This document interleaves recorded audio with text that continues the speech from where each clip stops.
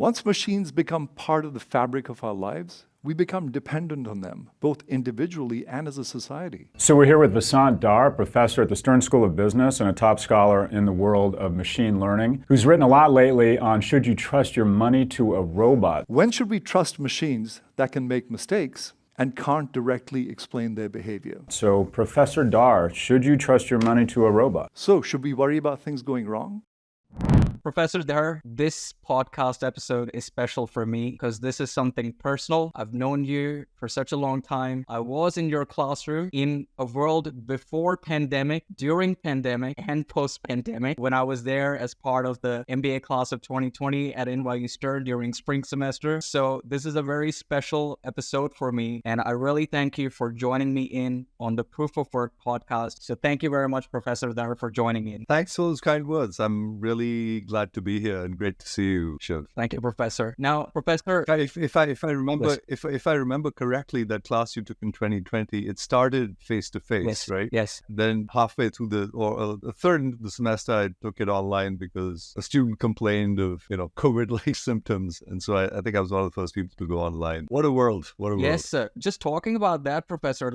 We started at the end of January. It was January of 2020 that we started the class, and that's right. In end of February 2020, while we were still in the classroom, we had this massive one-day downfall of the Dow Jones and NASDAQ. And we were still doing it face-to-face because it was only at the end of March, early April that New York City got locked down. So our class was face-to-face even during that one-day downfall of Dow Jones. And I remember you saying that in your 40-year span of hedge fund career and teaching systematic trading, which was the class that I was in with you, this is one of the extremely rare occasions that you've seen such a massive downfall. And it's crazy to think that now Dow Jones and NASDAQ are higher than what it was back then, even after the post-pandemic world and so forth. So this is I know. It just felt like the world was falling apart. Didn't it? Right? And I've seen this several times. I still remember the great financial crisis and, walking into, my hedge fund office one day and, asking my guys, are we just imagining this thing, to be so bad? Because people are outside, they're at bars, they're drinking, the world just is carrying on, but it feels like a massive crisis. So yeah, I've seen a few of these, beginning with, October 19th, 1987, which was sort of one of my first personal experiences in investing. And I'll never forget that and some of the lessons I learned from that. Yeah. And also, sir, while we were on this topic, and I remember that it was also during that time while we were doing the course with you on systematic trading that this was an online class at that time. This was April 2020, I think, when oil futures went in negative territory. That was the craziest thing that I had ever seen in futures market when oil went down to negative $37. And we were discussing about that as well as to how few people capitalize on that because due to COVID, the delivery of oil barrels is going to be very hard to get. So before the expiry of the April or May futures, the oil futures went at negative territory. So that was a crazy time as well. It was, yeah. Yeah, I remember that. Yeah, markets constantly surprise us, and I do recall that surprise, oil going negative. What sense does that make?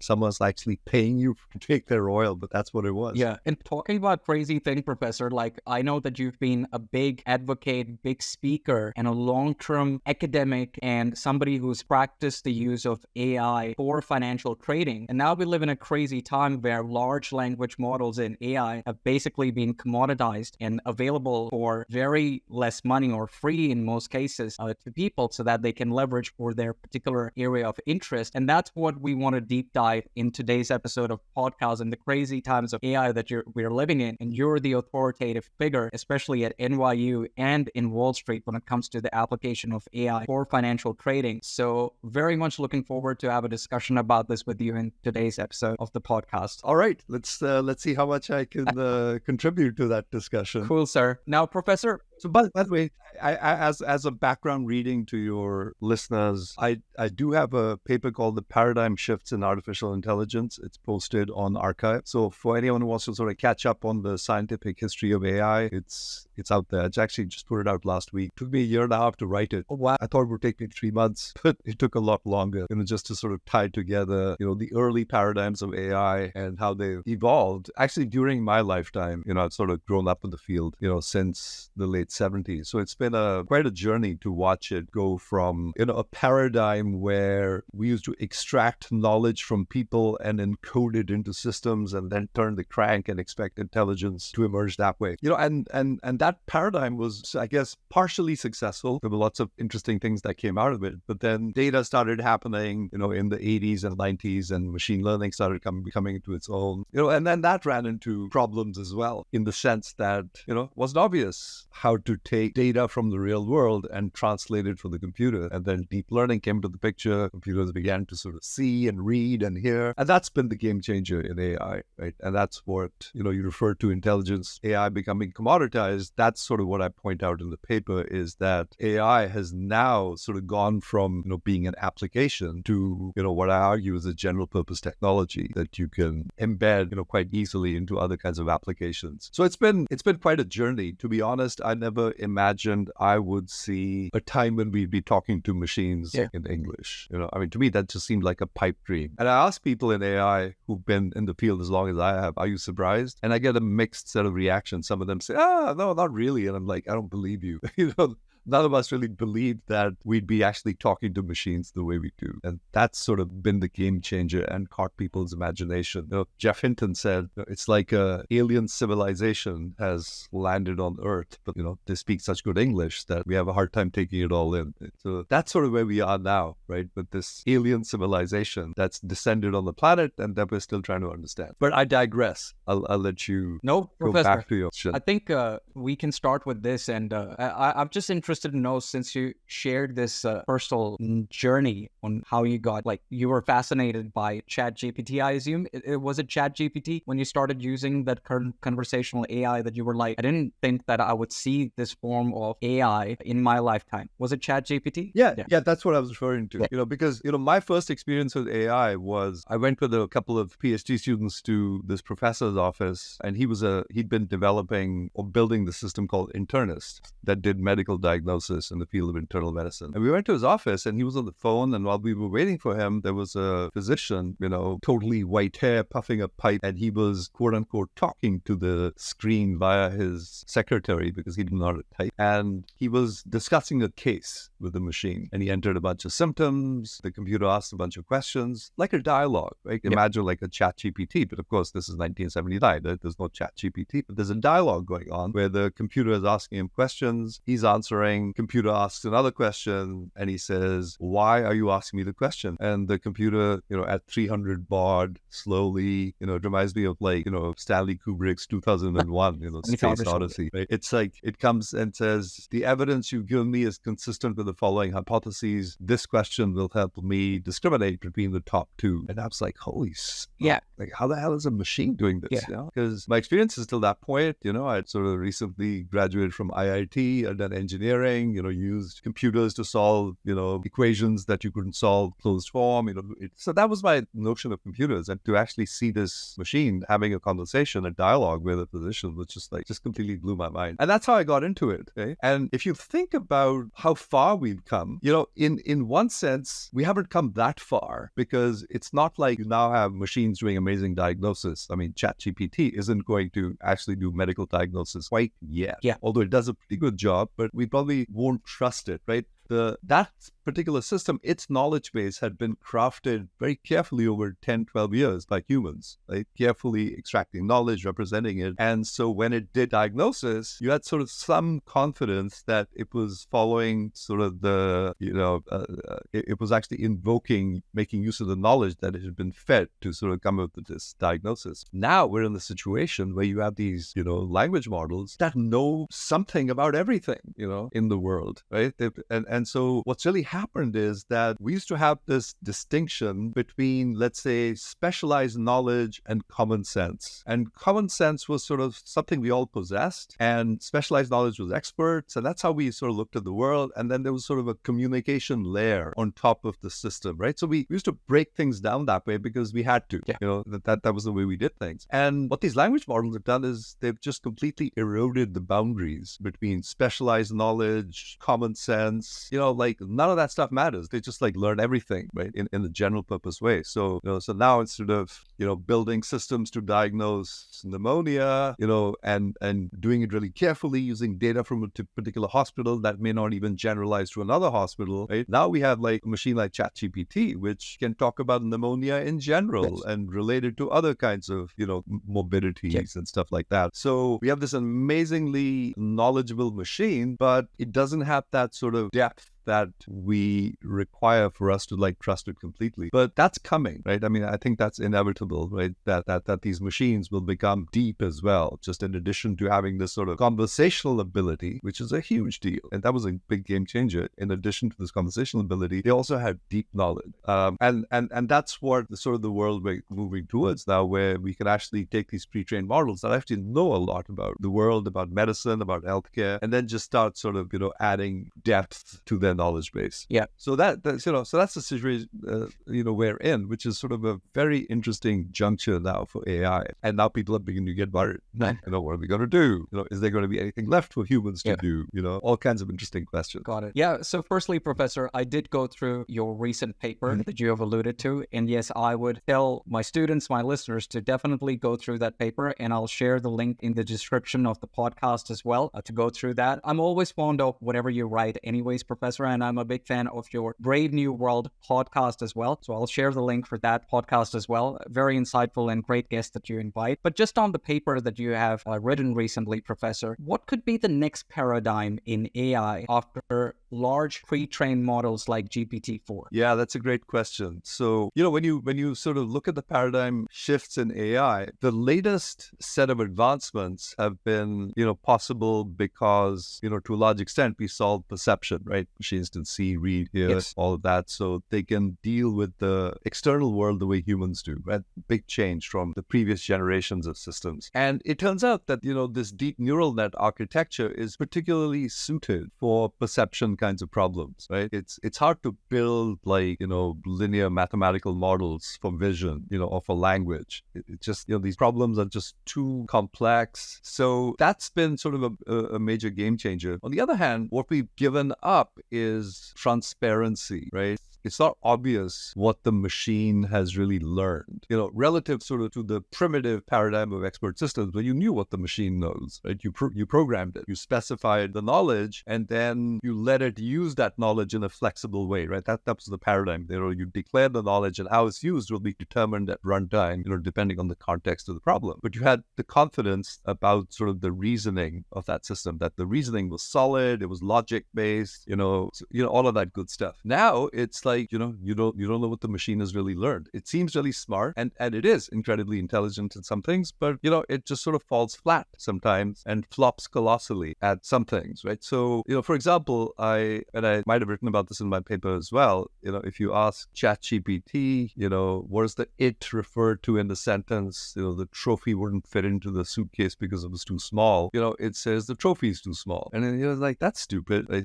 It's like, how can anything be too small to fit into a suitcase? Right. And this is ChatGPT 4, right? And so that surprises me. Like, come on, like it should be able to figure out that, it refers to the suitcase. Just use your, common sense, right?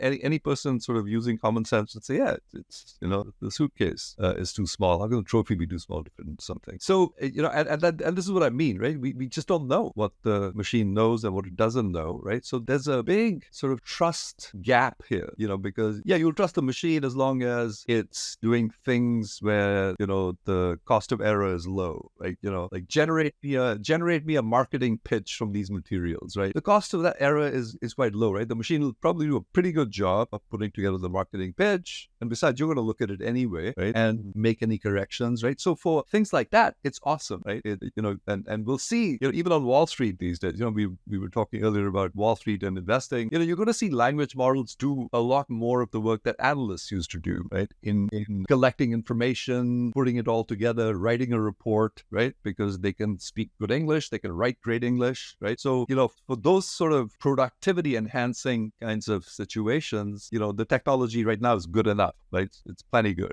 but it's not good enough when things really matter, right? It's important to get the right answer, right? I mean, if you have a machine that's acting as a judge and making a sentence on, someone's parole, or, what the action will be based on the data in front of you. At the moment, and by the way, Danny Kahneman has written about it. He was one of my guests on my podcast, right? He's written about the fact that humans are very inconsistent, right? The same judge, in cases where the average sentence is 7 years, right? You have a variance of plus or minus 4 years, right? That's huge, right? Same case, a judge is pissed off at you, might give you 11 years versus someone's in a good mood because their football team won on Sunday, you get 3 years, right? So there's this sort of inconsistency in human judgment when it comes to lots of things, law, medicine, all kinds of stuff.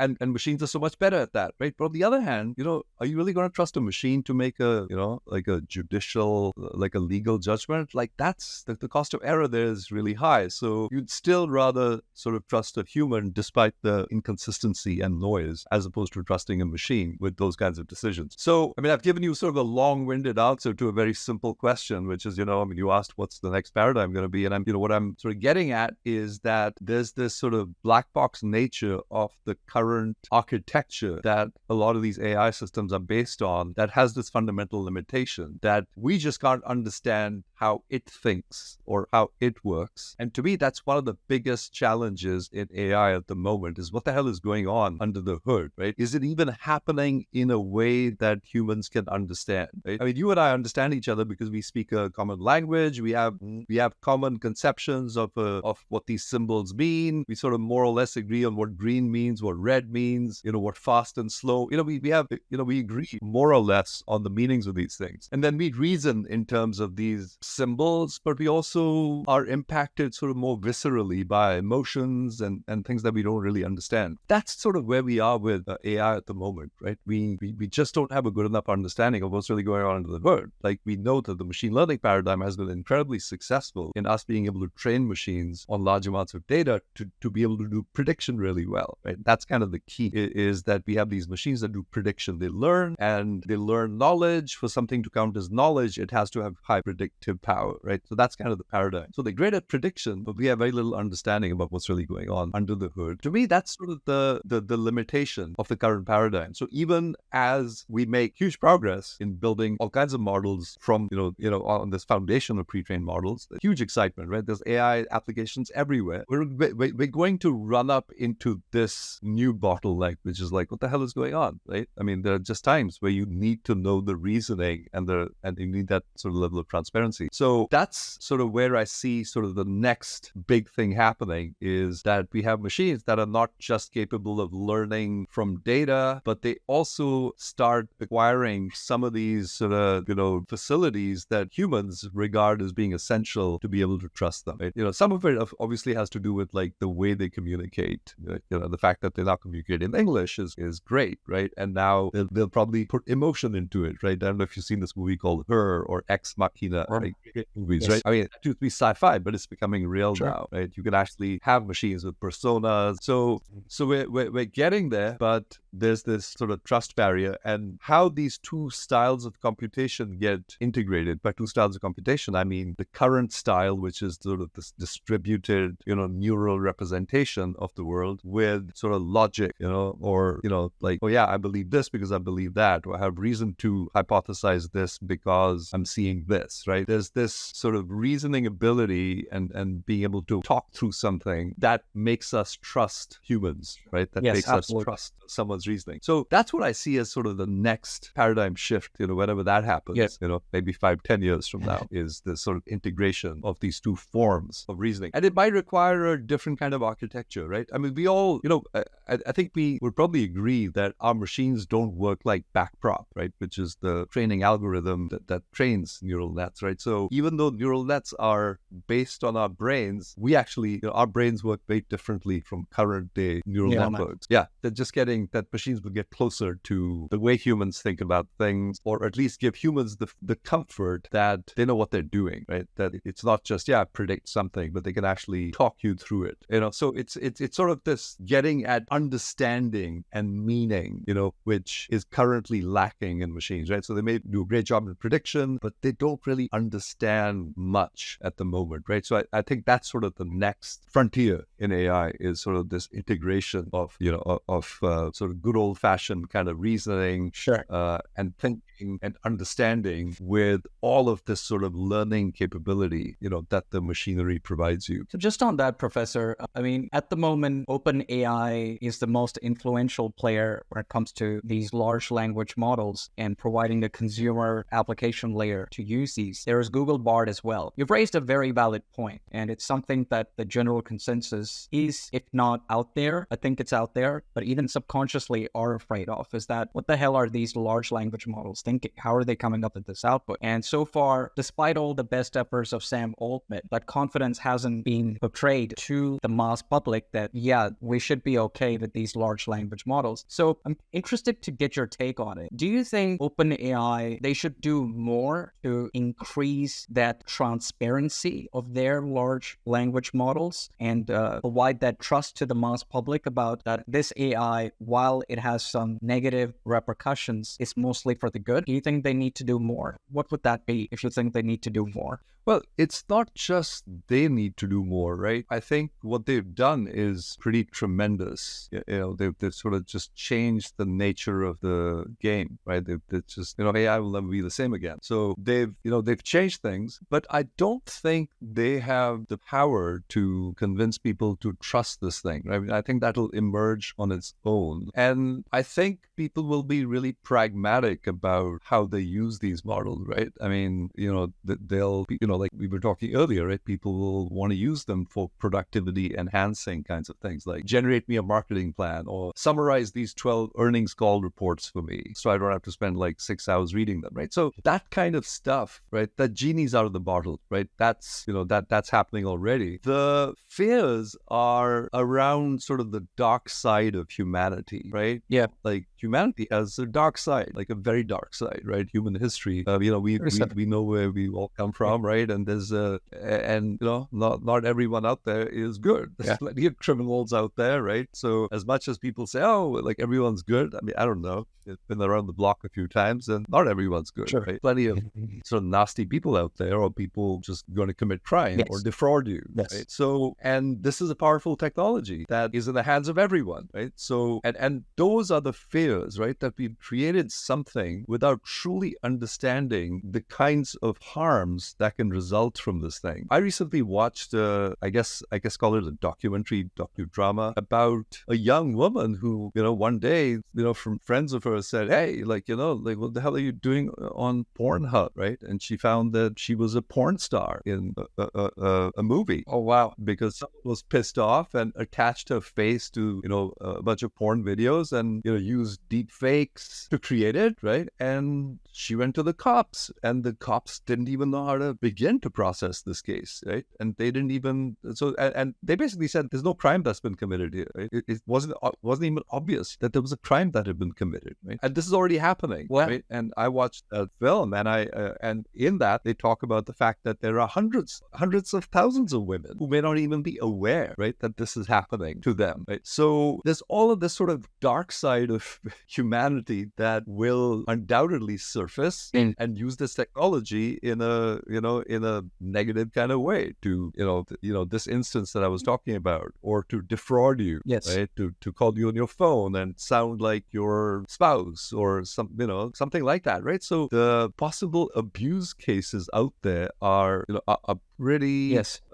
scary. Yes. And they haven't, well, and they're already arising, like this Sure. porn case I mentioned, right? But there's all kinds of other stuff going on, right? There's people being defrauded, and may not even be aware Phishing of scam, this kind all of stuff. kinds of scam. All kinds of stuff, right? So yeah, so and when you have machines that are intelligent, the amount of harm you can do is greatly amplified. So that's the dilemma that we're facing, and it's much larger than OpenAI sort of making their Agreed. models safer, right? I mean, they're trying to make their models safer, and that's a really hard thing to do because these language models learn everything. They learn racism, sexism, bestiality, I mean, whatever like all of this sort of dark stuff about humanity. Well, Yes. they learn that as well, right? Yes. And then you have to sort of beat the machine over the head and say, no, don't say that. You sort of force the guardrails around these machines, but hey, these guardrails are highly imperfect, right? I don't know if you've probably seen this dialogue between Kevin Roose and Google's bot, I haven't, Professor. where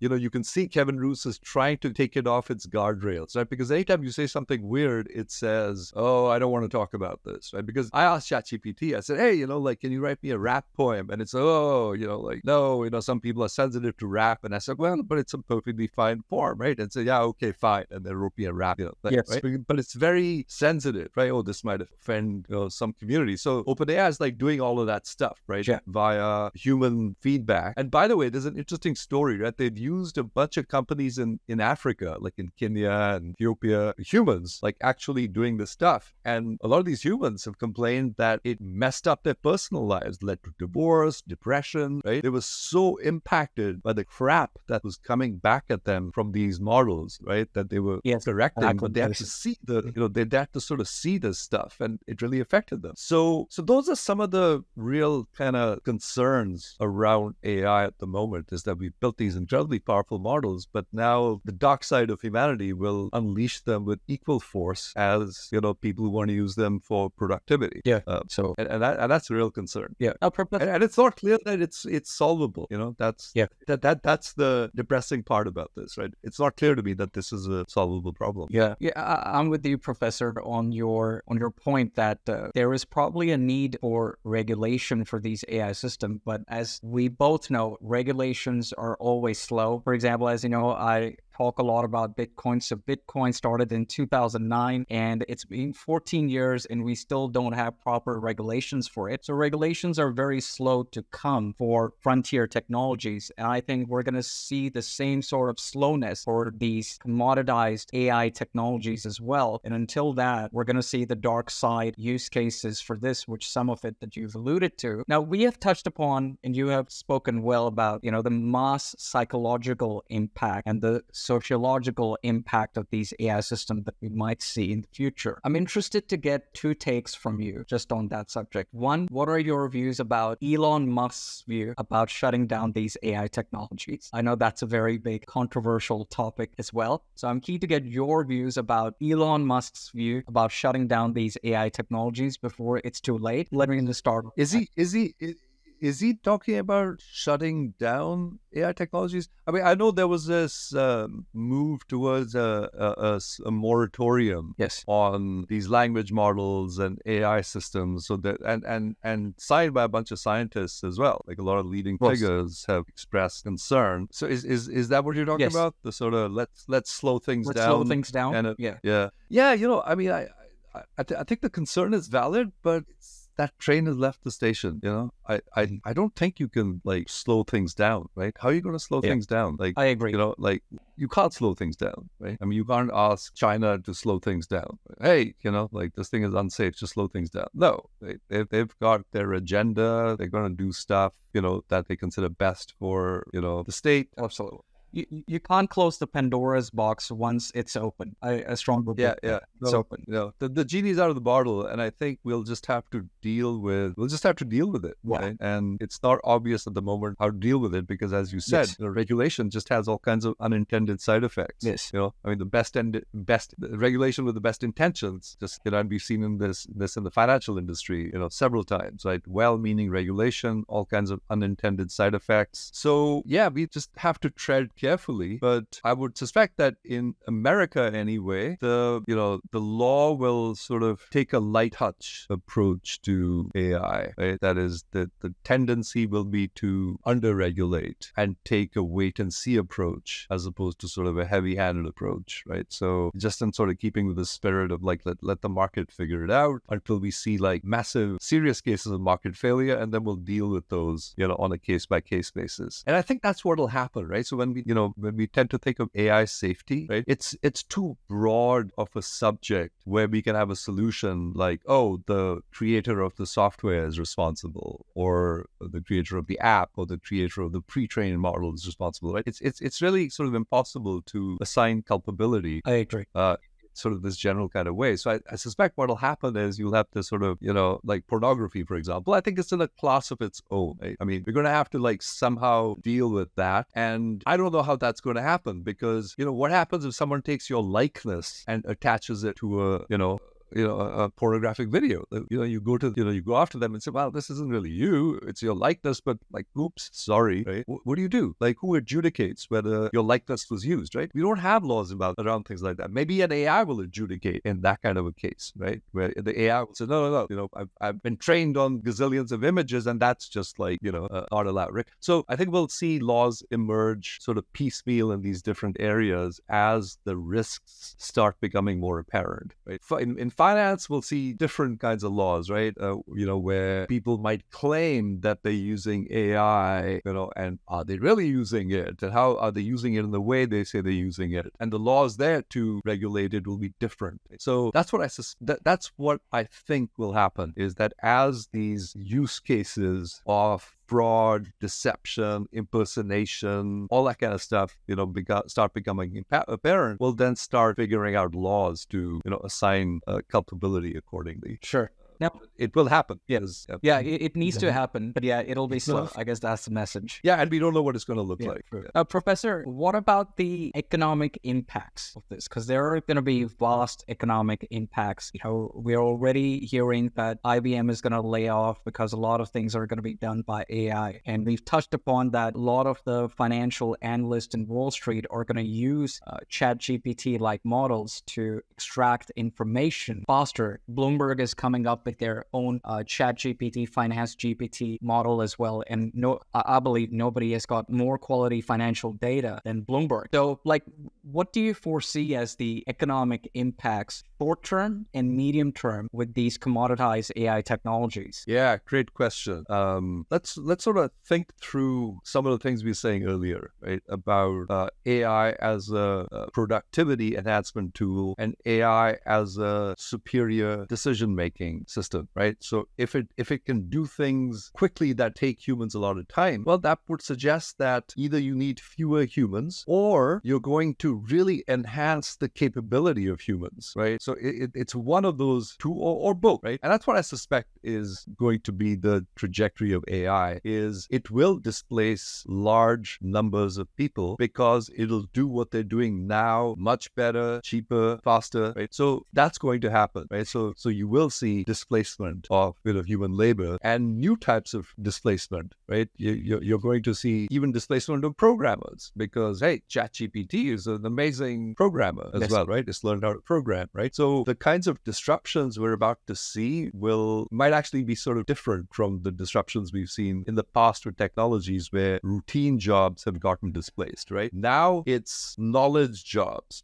that require perception, right? They require you to be able to see something, to deal with unstructured input and make a decision as to whether something needs to go here or here for approval, right? Simple kinds of things, right? Most humans, I hate to say this, most humans do very simple kinds of things at work, right? They're just, making simple decisions, deciding where to route something, whether something looks okay, right? So a lot of human work consists of verification, checking, channeling to the right place, all that kind of stuff, right? So machines can do that, need much fewer people to do that kind of stuff, and your expectations of people go up, right? And that's been happening as well, right? That we are now much more knowledgeable than humans used to be 500 years ago, right? We just know more. Yeah. We've learned more. We can do more, per unit time. So that's the other thing that will happen as well, right? So I think there's going to be a pretty mass displacement of labor and an amplification of capability of humans that do things, right? Just be able to do more than they used to be able to do. The larger implications of this are really hard to envision at this point, right? A lot of people, including, Andrew Yang, who was one of the presidential candidates, believes in a universal basic income kind of future. Yes. But I don't know. It's just, these are uncharted waters, right? But that certainly could happen when we get a very polarized kind of a society, where a lot of people are displaced and just can't upskill themselves to the new economy. Right? And by the way, this happened even in the, displacement of labor in the auto industry. Absolutely. And, so this isn't new, right? People lost jobs, right? And they couldn't retrain themselves, right? They were only capable of working in an auto plant. Yeah. But people who were capable of retraining themselves, they, moved on, like changed their set of skills. It's no different this time, right? I mean, if you know anything about AI these days, everyone wants you, right? And so, to me, being sort of tech savvy, information savvy, AI savvy is now part of the requirement, of being well employed. Yeah. Right? So ultimately, it's kind of comes back to education, right? That you've just got to have a better educated workforce to now deal with this new world of intelligent machines. Right? So that's kind of the way I see the larger picture. Pretty massive displacement, amplification of human capability, and retraining, and the role of education in creating like a knowledgeable sort of workforce. Now, Professor, I wrote the book of the history and evolution of money under Professor Ian D'Souza of NYU Stern only while I was there. And I'm actually a big advocate for universal basic income. I think we'll see universal basic income more prevalent because you are right. Studying history, 80s, when globalization started opening up and we were starting to export, especially from U.S. perspective, starting to export a lot of the labor jobs to China, a lot of the IT basic processing jobs to India. That displaced a lot of workforce that wouldn't be considered tier one intellectual workforce that required problem solving. It was a lot of repetitive jobs, whether in manufacturing or IT processing, that were being exported to India and China. And that displaced them. And I think you would agree with me that the people at that time who were in their mid-30s, 40s, jobs were displaced and they couldn't retrain themselves to be in the new workforce. They were left with working, jobs in McDonald's with 18-year-olds. Then they were left with doing jobs at auto parts, becoming mechanics rather than mechanical engineers working for General Motors. And the psychological and financial impact that it had in their family is evident in US at least, in terms of statistics, where you see that loneliness has increased in US over time. The middle class is reducing in US over time since the 80s as well. And I think with AI displacing those jobs, it's just going to accelerate and be more vast because AI is attacking the intellect now and the knowledge workforce, and people who got a college degree and are using that college degree to signal that they've got an intellectual capacity to do these things, which now can be done with AI or with a person who might not necessarily have got a high college degree, but can do that level of output being leveraging AI systems. So I believe universal basic income need to come, provide that happy society, equitable society at certain level sometime in the future, because Pandora's box is open. This is not going to stop. This is only going to accelerate. What do you think about that? I don't know, to be honest, because a lot of it also depends on what we do and how we rethink the role of education. And by the way, as we speak, educators, at NYU, and I know at many other universities and high schools around the country, people are rethinking, like, what does education even mean, right? Like, what? Because it isn't solving equations, that's basic skill, but it's like arithmetic. But we're just rethinking, like, what does it mean to be educated for the future that's emerging before us? So ignoring the people who get displaced, right, where they're not able to do anything, and that happens with every sort of technological revolution, right? So that's going to happen again. But I'm talking about like younger people, right, who are entering the workforce, people your age, right, who are highly trainable, can go retrain themselves. I think it sort of depends on on, how well the education system also works in, training people in giving them an education that works in this sort of new economy. And that's a complete wild card, right? It's hard to say, right? There may be no alternative but to go to universal basic income if, large numbers of people get unemployed and there's and there's nothing they can do. I find that a little, even though that's possible, I find that sort of a depressing thought, and that I don't think humanity will let itself sort of get into that hole, right? I think people will find new things to do. Yes. They'll find new ways to be creative, using the technology, right? So I don't know what that's going to look like, but I would expect, and my hope would be that people are creative enough to figure out, how to be productive in this sort of brave new world. Yes. I love it. Brave new world. Shout out to the Brave New World podcast by Professor Dhar. Definitely will guys should subscribe to. Yeah, but these are the questions that we do discuss sometimes on that podcast. What is this new world that we would like our future selves to inhabit? Now, Professor, you were the director of data science at NYU, data science curriculum. Well, I was the director and then the co-director of the PhD program in data science at NYU. I'm now in charge of industrial relations at NYU. So it's a new role that I'm just starting actually this fall. Congratulations. In terms of, talking to businesses and sort of integrating the Center for Data Science more with industry problems, and making sure that we're actually turning out people that are suited, for the workforce, which is a big challenge, by the way, right? I mean, there's a big difference between teaching people some technical skills and teaching them how to think about the world, that's emerging. Those are like two different things. But anyway, you were going to talk about CDS, but that's what I'm doing at the Center for Data Science. Congratulations on the new role, Professor. I think very apt that you got that portfolio to manage. On that note, I'm curious to understand, with all this commoditized AI technologies coming up, if an undergrad student comes to NYU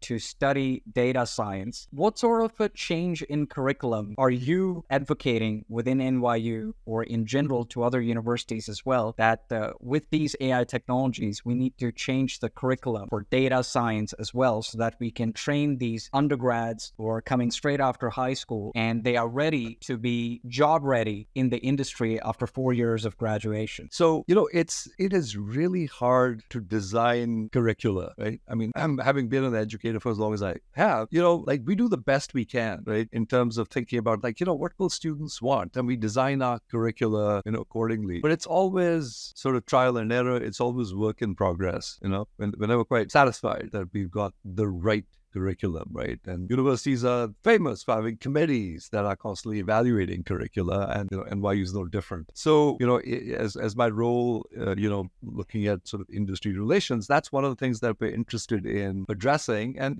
getting industry to tell us, what are you seeing? What are you seeing as being sort of important skill sets? The hard and soft kind of skill sets that make people productive, so that we can actually then incorporate that into the curriculum, right? But I don't know what that actually looks like, right? There's no real formula for it, right? Is it because I know, Professor, you are very well connected in Wall Street. When I was in your classroom, you had plenty of high-profile Wall Street executives that came as guest lecturers. So I know that you're very well connected in Wall Street. Does that mean that even people within the industry don't have a clue as to what they are looking for within people? At the moment, they are also deciphering how to incorporate these AI technologies as part of their work and workforce? No, I think they know what they're looking for, right? I mean, they're looking for really smart, motivated people who can communicate well. I mean, the usual stuff, right? Sure. Who are critical thinkers, right? So they know what they're looking for, but they also know what they're getting, right? And there's a delta, right, between and that's the gap that that we're trying to figure out. What is that gap, and how do we address it? So I mean, even what does it mean to be a good critical thinker? Right? What does that even mean? How do you measure it? How do you evaluate whether you've actually taught someone how to think critically, right? It's not easy. No, absolutely. To be able to do this, right? So, and that's what I said. We sort of stumble along, right? And as educators, we do the best job we can, and it's always work in progress. And that's what it is right now. It's sort of work in progress, and it's a moving target, right? These technologies keep changing. 5 years ago, your sights may have been lower as to what you expected from a data scientist than they are now, right? So that keeps changing as well. Like expectations keep changing. Yeah. Tools get better. So it's a moving target. Yeah. But it's hard to sort of say, well, here's what we need to do in the curriculum. Yes. Now being associated with a business school in India, Masters Union Business School, really love that business school. I'll speak more about that business school with you. But yeah, having now been closer to them and having designed a curriculum myself on crypto entrepreneurship at that, curriculum designing is not easy. So I cannot imagine how much difficult it would be for you heading an entire department at such a prestigious university doing that. So tell me more about this crypto thing, because I also noticed that your podcast is called Proof of Work. Yes. Right? So yes. So tell me about what you're thinking about this, because even now actually people always ask me, oh, you're in finance, what do you think about Bitcoin? Yes. Like, what do you think? Like, where's it going? Right. So it's a question I always get from people under 30. Like, what do you think about Bitcoin? And my answer to them usually is like, what do you think about it? Like, I want to know how you think about it, right? Other than, well, it's going to go up. How do you think about it? So what prompted you to create this thing called Proof of Work, and how are you thinking about the crypto space? Sure, sir. I just want to mention this, that I was also one of the students in my first lecture with Professor Dhar. I also went up to Professor Dhar during mid-lecture when we were having a break and asking him that I like the concept of Bitcoin, and at the moment that's what I'm studying at NYU with another professor. But since I'm doing systematic trading with you and you've been in the industry for so long, what do you think about Bitcoin? And then Professor replied back the same, what he's telling me just now. What do you think about Bitcoin? So I remember that moment quite well. So Professor, I strongly believe that the post-1971 modern financial system that we've got, where when Richard Nixon decided that currency are going to be fiat and not gold backed, we have reached a stage where there is a point of no return in fixing the debt crisis, starting with the U.S. I just don't see U.S. Debt becoming a solvable problem anymore. It's just going to continue. So I'm smiling because I'm asking myself, like, what debt crisis? And I'm being sort of a little bit facetious because I'm actually reading a book at the moment by my friend Paul Sheard called Money, and I want to have Paul back on. He was an early guest in my podcast, and I want to have him come back and talk about money, because one of the things I realized is that people don't really understand what money really is, and also, because his view is government debt never needs to be paid back. Right? It's just like, the fundamental concept is that the government debt is different from individual debt or corporate debt, right? Which must be paid back, right? Who does, who needs to be paid back, And it sort of made me wonder, right? That let's say I've worked all my life and I've accumulated some wealth, right? Let's say I've got $1 million in my bank account, right? Like, what does that really mean? And one of the things I realized is that what it really means is that that's basically the U.S. government telling you, I owe you $1 million, right? That's what it means for me to have $1 million in my bank account, is the U.S. government telling me, I owe you $1 million. Right, that's my debt. So I'm on the hook to you for $1 million. But how do I now claim that debt? Right, I can't go to the government and say, give me like $1 million worth of gold. Yeah, right? We don't have that. You said anymore. 1971, right? Yeah, that we don't have that model anymore, right? It's not tied to anything. Exactly. Right? So if I want my $1 million, the government will just give me, $1 million $1 bills or so many $100 bills or whatever, right? It's just like the government's just going to say, well, I don't care, just go transfer that debt to someone else. Yeah. Right. So that's kind of what really goes on, right? Absolutely. We keep sort of transferring debts to other people, right? And so one of the questions that he raises, which sort of, just flies in the face of conventional thinking, right? So basically he's saying, that the government can basically, raise as much debt as it wants. Now, there are practical sort of considerations in doing that, but it's like that debt never needs to be paid back. So can I ask you, Professor, just on that? And I would love to, if I get a chance, love to be on that podcast just to ask one question to the guest that you've mentioned. But my concern is that if U.S. government is allowed to continue to hoard more debt, why is it different than for Greece, who went through the sovereign debt crisis in early 2010 when their government debt was in, I believe, just 1/100th of what U.S. debt is. Their GDP to debt ratio was 100%. Well, it's because Greece doesn't have the capability to print money, right? Yeah, but then we can make the same argument that Argentina doesn't need to pay back its government debt. You could. Except, in Argentina, you've got to get people to buy your debt, right? I mean, there has to be, you've got to have people willing to buy their debt, right? Absolutely. If there's no one to buy their debt, the system, you're basically going to have to keep raising rates until people buy debt. So, right? So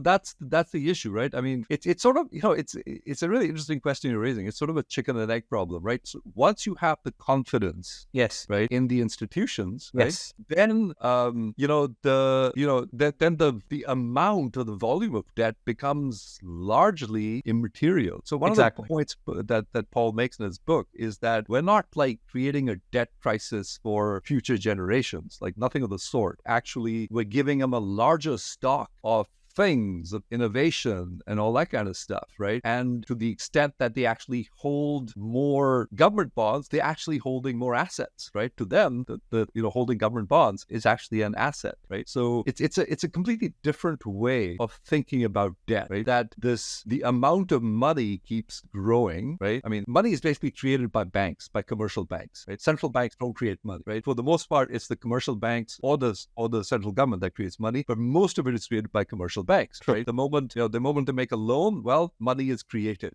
right? So you've got this sort of money creation machine, which is commercial banks, right? Who make loans, and that's how money supply keeps going up, right? So the amount of money in circulation keeps going up, the amount of debt goes up, but the government's debt is your asset, right? So it's like you're actually holding an asset, which is a claim to the economy, right? To the current economy and the future economy, right? You've got a claim to that, right? So when you look at the world that way, it's like, what debt crisis, right? Like, do we really have a debt crisis is the question, right? So what your question was like, what's going to happen with this debt crisis? But the real question should be, do we have a debt crisis at all, right? And you'll get disagreement on that, right? So someone like Paul Scher will say, no, we don't have a debt crisis, right? The amount of debt out there is X% of GDP. Well, why is that a debt crisis, right? So when I think about it, I'm just wondering that, do we have a debt crisis? And I'm not sure we do. Sure. But just on that, Professor, as a last note. Yes. This, by the way, has an interesting connection to crypto as well, right? Yes. Because crypto has been sold on this sort of premise that you cannot trust any central authority. Bitcoin, right? Bitcoin, yes. Yeah. Right? Yeah. I mean, that system basically says like fiat money is made up, right? It's not real, right? There's an infinite supply of it. Its purchasing power erodes over time. It's a scam. And that's certainly one sort of way of looking at things, but when I look at the financial system, I have two thoughts. Like, one is like, wow, like what an amazingly complex and innovative system we have, right? Agreed.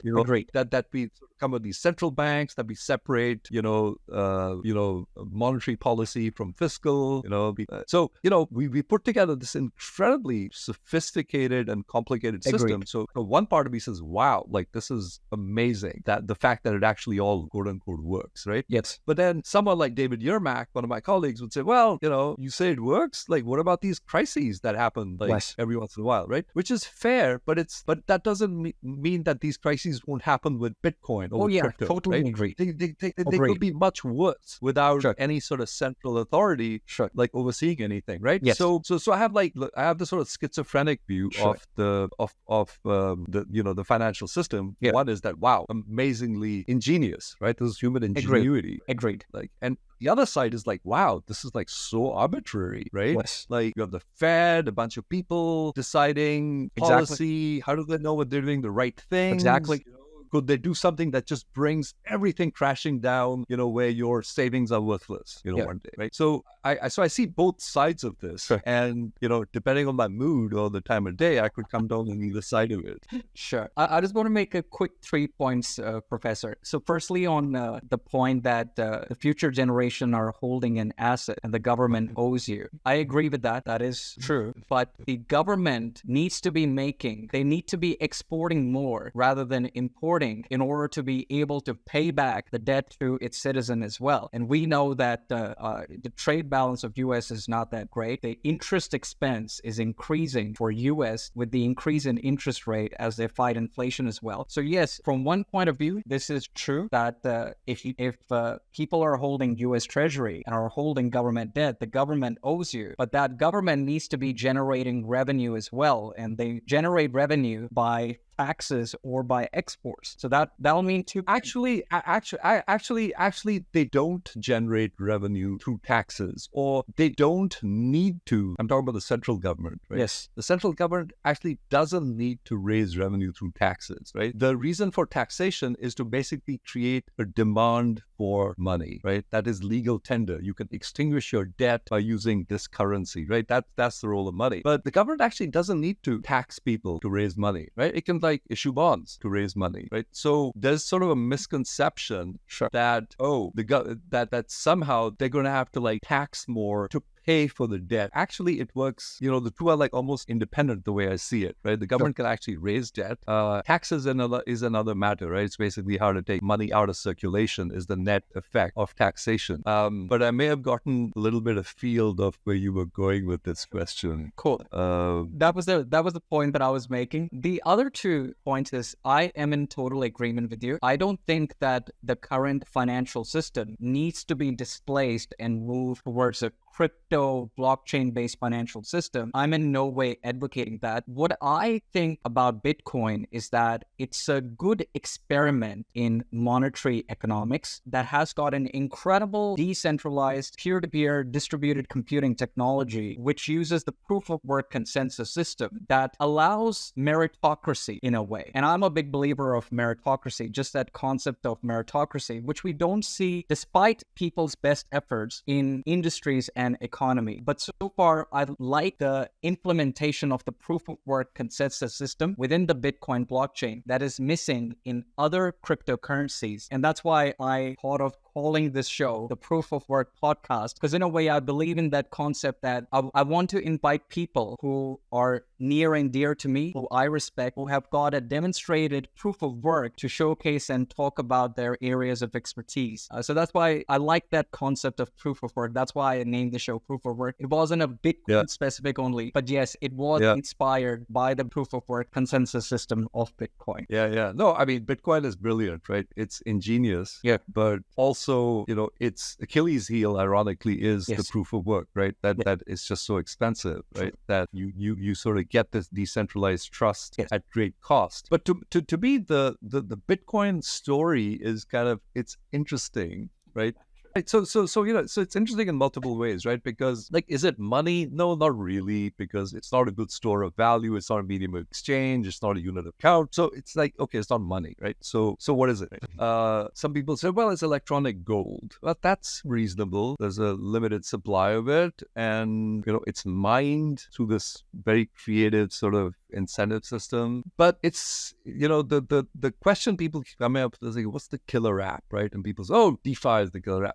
Not really, it's that's not the killer app. So we're still sort of looking for the killer app, of sort of the whole crypto thing. I mean, maybe it'll be NFTs. I mean, I speculated last year that NFTs may be sort of the killer app because they allow brands to communicate directly with their consumers, right? So I don't know, that may be, but so far I just haven't seen it, right? Because the payment system that we have in place works for the most part remarkably well, right? It's been tuned, it's efficient, right? So in a sense, Bitcoin's kind of solving a problem that's already been solved quite well, right? It's not like the world is hurting for Bitcoin, right? That there's this trying problem and Bitcoin comes and solves it. No, it's just that, it's an interesting technology. It has this sort of blockchain thing behind it, which I think is really the sort of innovation. But the value of Bitcoin itself, I I don't know. I mean, I have a hard time putting a value on it. I guess its price reflects sort of some level of uncertainty people have with the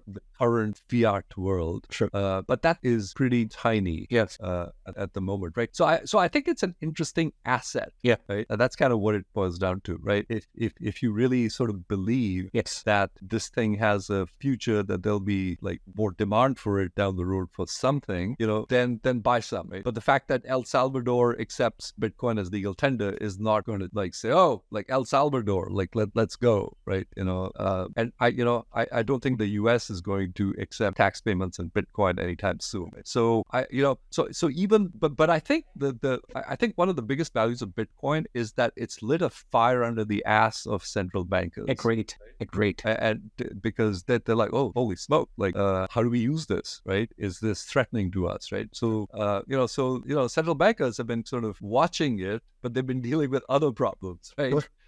Great financial crisis, the debt crisis, as you said, COVID, yes, just like, QE, all that stuff, right? That's what central bankers have been dealing with all this time, right? Yeah. And so now they're sort of getting their heads around, basically like a central bank digital currency, right? And that's probably what will emerge in some form, right? Where like banknotes are replaced by digital notes, right? It seems like that seems like a little bridge that we can cross, right? Just going from like banknotes to like digital money, because money for all purpose, practical purposes these days is digital, right? Except that you can't take a $20 bill to the central bank right now and say, give me $20 in digital money, right? It's like, what? Yeah, there's no way to do that right now, right? So that's what I see as sort of the innovation, is that you should be able to take your banknote and get $20 in digital money. Yeah. So just quick points, Professor. Yeah, I'm in total agreement with what you said, and I'm so happy to hear that Professor Dhar actually said those statements about Bitcoin, that it's a fascinating technology and all that, because you did had different views about Bitcoin back in 2020. Well, I still do. Like, I still think it's a Ponzi scheme, right? Like, still think, yeah, I still think it's a Ponzi scheme, right? I still think it's a confidence play, right? It's a bunch of people trying to convince other people, hey, buy into this because I own a shit ton of it already, right? And you'll make a little, but I'll make a ton, right? So in that sense, it is, it's kind of a glorified Ponzi scheme, like laid bare. If that's the case, despite all of its brilliance. Yeah, Professor, if that's the case, then what do you think about the moves that Larry Fink is making by filing for Bitcoin spot ETF? Oh, he's like, it's a great idea, right? Because I mean, if there's money to be made, Fink is going to be there, right?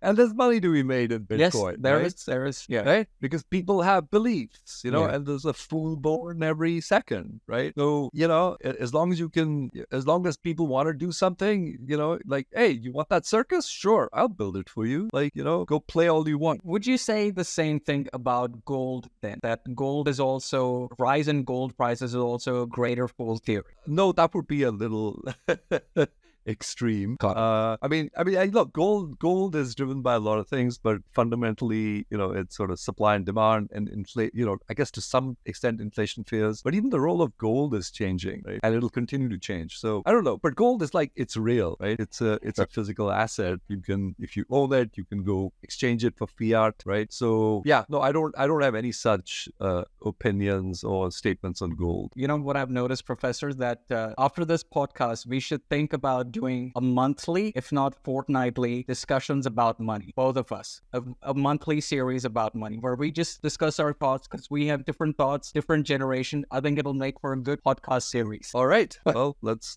talk about money. There's worse things to talk about than money. Yeah. Money is actually a great thing to talk about, because most people think they understand it, but really don't. I agree. Right? And just both as a concept and how to think about growing wealth. I agree, Professor. Totally. Now, Professor, you've given me a lot of time and I so appreciate it. But as a lasting question, I do want to ask you that you've seen Wall Street, finance, AI, cutting edge, everything for the last 40 years. Like, that's a long period of time. Where do you see the biggest potential for AI and blockchain to transform Wall Street in the near future? The biggest potential. Okay, so those are like two separate things, right? The blockchain versus AI stuff, right? The blockchain part, I think, will become sort of the way of doing record keeping. Yeah. Right? Assuming you can sort of solve the, don't consume all the energy on the planet to do proof of work, right? So I think there's like tremendous scope for innovation there in sort of the, in basically like record keeping and, that kind of stuff. So I think there's innovation there. As far as AI is concerned, it's just, I think the impacts are going to be broad, like very diffused and very widespread. We were talking about like productivity enhancement, right? The ability to take information, interpret it, all that kind of stuff. Like, so just sort of the information handling capability of AI. But then I think it'll also sort of democratize investing, right? Because you think about it, like how do you like make investment decisions? Like I'm actually very poor at making investing decisions, right? Which is why I believe in systematic investing, right? Because I mean, you took the class, and what I tell people is like, don't think you're smarter than the market and that you have some superior insight. That's a great words of wisdom from dangerous, Professor Dhar that transformed my investing career. Yeah, sort of, it's dangerous to think that you're smarter than everyone else, right? Because there are lots of smart people out there, right? Yeah. So on the other hand, if you have a system that you've designed that takes certain kinds of risks, right? And that's what systematic investing is really all about. It's about taking certain risks and not others. Right? So when I ask you like, how do you manage your money? I'm pretty poor at managing mine. Right? So in my systematic investing class, I remember in like 2016 or 17, there was this one class where I told people, I said, if you really want to invest in a discretionary kind of way, if I were you, I would like pile into big tech, right? Because like, think about it, right? And I'm talking like 2016 and all that. So I said, I tried to go Google customer service. There's no customer service at Google, right? They're not interested in listening to their customers, right? I said, like, that's an amazing business model, right? Where you tell your customers, just like just use the product and be happy, right? So I was like, wow, that's an amazing business model, right? Facebook, like, at that time I was getting into NVIDIA also. I was like, just if you want to like do discretionary investing, I would just pile into tech and forget about it, right? It turns out that was actually a good call, like despite all the volatility that we've seen, right? It was a good call. And this is what I tell people as well, right? That investing is to some extent a personal thing, but then it also involves some common sense things. Like, there's some great lessons from Warren Buffett, compounding, get started early, and let compounding do a lot of work for you. Yes. Be systematic. If you, and so I may have said this in class too, if you believe in America, and the future of America, then buy the S&P, right? That consists of a curated, the best 500, strongest 500 companies in America. Like, people who compose the index already doing the hard work for you, right? Of sorting through the landscape and say, yeah, these are the 500 strongest companies, right? So if you believe in that, invest in the S&P 500. Don't think you're smart and you can like do better stock picking than someone else, unless you, let's say, have the sort of belief that like tech, like I did, like I just believed that tech, data, AI was the future. I still do. And so I'm willing to sort of park X amount of money in there and just forget about it, right? And that's also sort of the Aswat Damodaran style of investing, right? Yes. Which is, sort of do a deep analysis, do a macro analysis. If that all makes sense, pull the trigger. Yes. What AI will do is it systematizes a lot of that grunt work, right? It systematizes like, risk allocation, right? Because at the moment in my portfolio, I don't know about you, some stock goes up, some stock goes down. I don't look at that. Like, I don't look at the implications. I don't see whether I'm over-risked here, under-risked here, right? There's this sort of arbitrary nature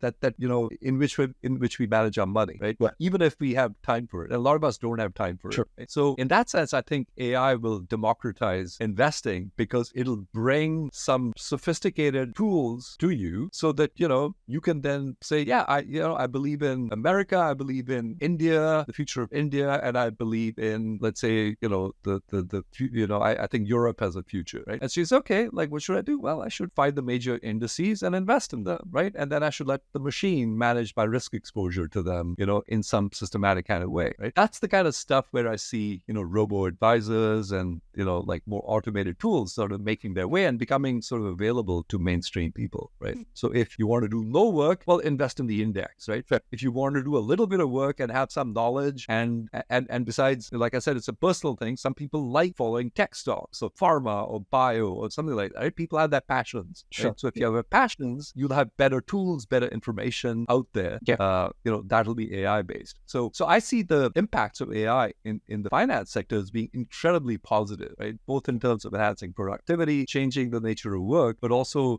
democratizing investing and sort of bringing it to the masses so that people can actually invest better. Now, I recall that when I was in your class, we did a case study on Wealthfront and their index ETF construction as well. You invited one of the guest lecturers from BlackRock that helped Wealthfront to model their portfolios for Wealthfront customers. So is Wealthfront, or are there any other companies that you are seeing that are really nailing the use of large language models to build those products for customers? Not yet. I haven't seen those yet, right? The players you see right now are doing sort of the simple blocking and tackling, right? Sure. For the most part, like, tell me what your risk propensity is, and I'll do the grunt work for you behind the scenes. I'll do the portfolio balancing and asset allocation and stuff like that, right? So that's what robo-advisor is doing at the moment for the most part, like sort of blocking and tackling. Yeah. But I do see this. And by the way, the other thing is that also for people who really sort of like to do research and are more tech savvy, like, you'll be able to build your own tools, right? Well, You'll be able to take existing large language models and say, hey, I want to build a specialized indicator for sentiment analysis in the biotech space, right? Sure. You'll be able to do it, right? 10, 20 years ago, it would have taken you like 20 years of work to create such a thing, right? Now it's like, it's off the shelf. You can build it and you can build a system for yourself. Right? So in that sense, I think it'll, like I said, democratize investing and give people better tools so that they can make, better decisions, more informed decisions, and also invest in a style that they want to invest in. Amazing. On that note, Professor, I can't thank you enough. This was such an insightful conversation on a range of topics. I even loved that the Bitcoin segue and money segue that we took, that I didn't initially thought that we would, but it was an interesting range of discussions with diverse opinions. So I really love this. Now, Professor, this was the end of the long form questions. Thank you, by the way, but we went all over the place. So I'm glad you think that I was coherent. So thank you for that. Yeah. You were, Professor. You were very coherent. Now, Professor, this is the end of the long-form questions. But now I've got in the famous, you probably would have seen a lot of shows where they ask celebrities rapid-fire questions. Rapid fire? Yes. Oh, okay. So for me, I'm going to ask my celebrity guest, all right, Professor Dhar, some rapid-fire questions. All right, go for it. So same 1 to 3 word responses. So I'll start, Professor. Cricket or baseball? Cricket. NBA or NFL? The reason I hesitated is because the only time I watch cricket is when I'm in India. Okay. I don't watch cricket anywhere else. I mean, I don't watch cricket in the US. Seems weird, right? But when I'm in India, I tend to watch cricket and drink gin or whiskey or whatever, right? It's just like my habits change depending on where I am. So I had to hesitate on that because I used to watch a lot of baseball till about 10 years ago. Then I just sort of lost interest. So I don't watch baseball at all. Whereas I still watch cricket a few days a year when I'm in India. So you're going to come to India in October, right, Professor? I will. I'll be there for a few days. I'm giving a talk. We got to meet, and I'll see if there are, because the World Cup this year is happening in India. So if your trip coincides with some of the games that India are playing, then we can probably watch a game of cricket live if you want. Oh, that would be awesome. Yeah. So, but I didn't want to derail you from your rapid fire. Like you didn't get beyond baseball and cricket. NBA or NFL? NBA. True. New York Knicks? I was hoping you wouldn't ask that question. Yeah, because for most of the time I've been in New York, the Knicks have been so disappointing. I know, because in my prediction class, or even my systematic investing class, I use sports and I say, is it easier to predict the outcome of a football game or a basketball game? Right? I don't know if you remember that question, right? That. Because I talk about randomness, right? There's more randomness in football than in basketball. In basketball, right? There's more skill in basketball that affects outcomes as opposed to randomness in football, where you get a fumble and all that kind of stuff. If you predict the New York Knicks, you know the outcome. They're going to lose.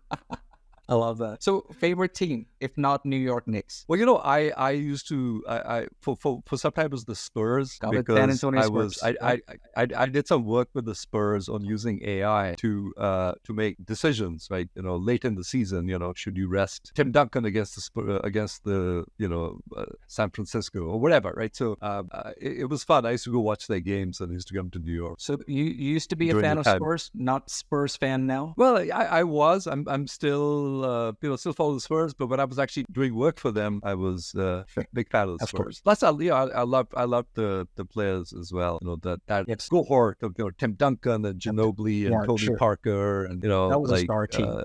Green. Amazing players. All right, Professor. Future of finance: decentralized or still centralized? Still centralized. Still centralized. Cool. Reform policy or revolutionize systems? Reform policy. Next big wave in in AI, virtual reality, quantum, or biotech infusion? Bio and virtual. I think those are like two big spaces. Yeah, Sure. I think biotech just like is screaming, for AI. Sure. Better economic indicator, GDP or happiness? Happiness. I know that we discuss a lot about corruption as a concept as well. So, key to solving corruption, transparency or accountability? Oh, culture. Culture. I would choose culture. Culture. And by the way, this is sort of a sensitive Yes. topic here, right? Because India is known for corruption, right? Sure. So I don't know. I mean, not that India has the monopoly on corruption. It's Yes. everywhere, Yes. right? Yeah. But corruption seems to be sort of actually there's a bigger problem. There's sort of a lack of trust that I see. Like in India, that's also sort of leads to corruption. Sure. So that. And to me, it's a cultural issue as much as it is an issue of incentives and stuff Okay. like that, right? So that's a rich one. So it didn't have a simple answer, which is why I said culture. Okay. AI's biggest limitation today, data, reasoning, or creativity? Reasoning. Yes, you alluded to, and we discussed a lot about it. Greatest innovation of the 21st century so far? I'd say large language models. I think AI has been, to me, the biggest surprise of this century, right? I mean, I've been in it since '79, but to me, it's always under-delivered, right? AI, for most of its history, has overpromised and under-delivered, and now it's delivering in a way that's scary. Prioritize ethics or progress? It depends on what you mean by progress. That Right? one- So yeah. to me, progress must involve ethics as well, right? Because Sure. otherwise you're talking about Wild West kind of progress. Yes. Economic progress is what I meant when I used that word, progress in this Yeah, context. I'd say ethics, because I think ethics is more fundamental to Absolutely. any kind of human progress. Yeah, Totally, Professor. Do you prefer nature or urban settings? nature. Sure. Now, none of this is financial advice that we are going to allude to and discuss now. Bitcoin, buy, sell, or hold? Buy a little when it's cheap.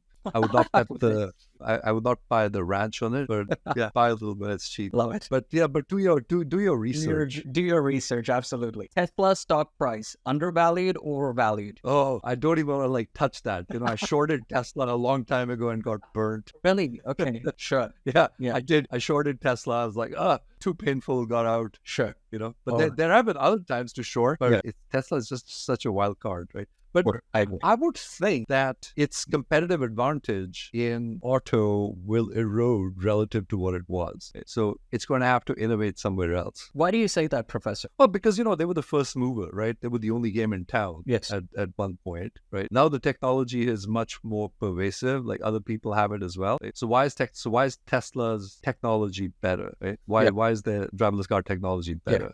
And will they control it? Sure. I think there's a good chance that NVIDIA will control that market, will control the driverless car market. Wow. And there's a good chance of that in my mind. And I think the market is already sort of taking that into consideration. Okay. Yeah. So That's a good piece of insight. yeah, so I would be hesitant about buying Tesla, for the reasons I'm talking about, which is that what's their moat, right? Sure. To use Warren Buffett's analogy. Whereas I think NVIDIA has like a big moat around it, right? There's no one obvious that's out there that's waiting to eat their lunch, right? Sure. And similarly, I see driverless cars, the brands, I wrote about this like about 6 months ago. I think brands are going to be, I would not be buying BMW stock or, because I think brands are also going to be under pressure because they're not going to control the core technologies of the car, right? I mean, the chips made by NVIDIA and the software is made by somewhere else. So then you're basically a commodity producer, right? Sure. You're producing bodies.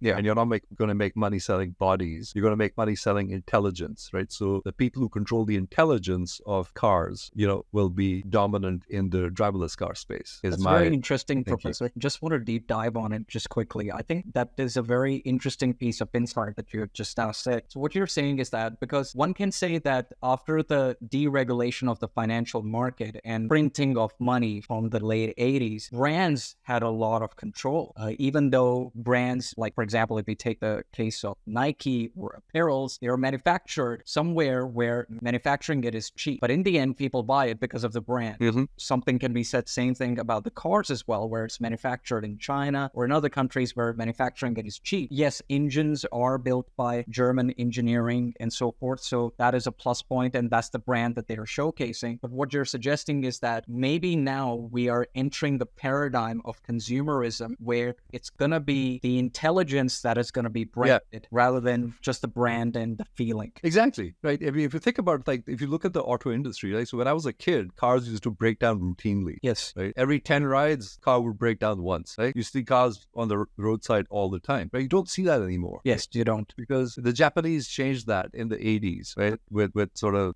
that Good engineering. Revolutionary technology, great engineering, right? And now there's like the differential between low-end clunkers and luxury autos is like virtually non-existent, right? If I blindfold you and put you in a Toyota, right, you might think you're riding a BMW. Yeah. I mean, they're almost as good, right? I mean, I rented a Ford something or the other in Geneva last month, and it drove amazingly well, right? I mean, drove just as well as my BMW. Like, I couldn't make a difference, right? So whereas earlier brand mattered, right? BMW or Mercedes, they'd sort of figured stuff out, right? They'd like the bearings were just right, the feel was just right. That's become commoditized. Yeah, true. Agreed. The real value is in the intelligence, and that's true like in general across the economy, right? It's more and more in the intelligence. Love it. Where the value lies, right? Which is why big tech is like half the capitalization of the of the market, right? It's like big tech, but it's because they're into intelligence and information, and that's where the future is. Great insight, Professor. Favorite city? New York. I miss New York City. I miss totally with you, Professor. Lifelong learning, energizing or exhausting? Energizing. I know you're a lifelong learner.